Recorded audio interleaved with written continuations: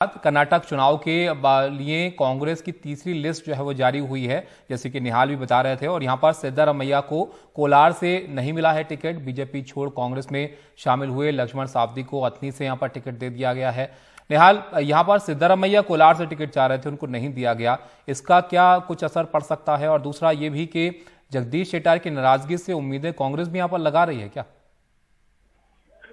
देखिए, कोलार का जहां तक सवाल है और सिद्धारमैया का सवाल है, तो कहीं ना कहीं दो बातें यहां पर हैं। पहली बात यह है कि सिद्धारमैया को जो पुराने कांग्रेस के नेता है वो आज भी कांग्रेसी नहीं मानते, भले ही वो विपक्षी दल के नेता रहे, भले ही वो मुख्यमंत्री रहे, क्योंकि 2005-6 में वो जेडीएस से, जनता परिवार से वो कांग्रेस में आए थे।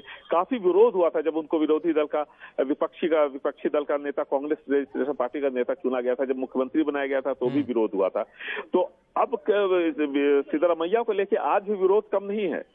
ये मुख्यमंत्री पद के लिए वर्चस्व की लड़ाई का सवाल नहीं है। सिद्धारमैया को लेके भी कांग्रेस के अंदर काफी उसमें विरोद होता रहता है किसी न किसी रूप में।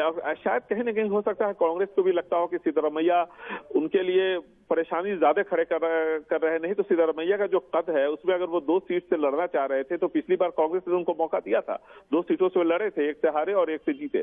तो इस बार भी कोलार से देख सकते। कोलार एक ऐसी सीट है जहां अगर सिद्धारमैया खड़े होते तो जो कास्ट कॉम्बिनेशन है उसके हिसाब से सिद्धारमैया बड़े मार्जिन से वहां से जीत सकते थे। कांग्रेस के जो वहां पर उम्मीदवार है उन्होंने भी कहा था कि सिद्धारमैया को वो पूरा समर्थन देंगे।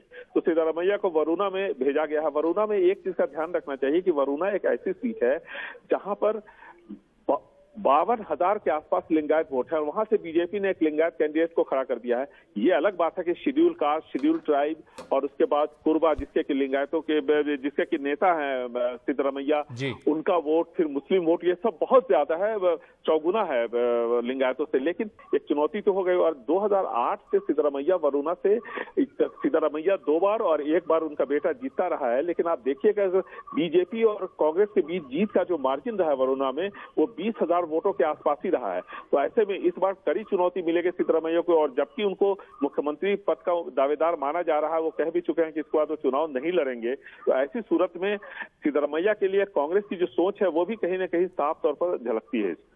शुक्रिया निहाल आपका इस सब जानकारी के लिए। तो ये जो खबर है कर्नाटक से अब फिलहाल आ रही है, क्योंकि यहाँ पर भी चुनाव को लेकर अब ये हलचल तेज होती चली जा रही है।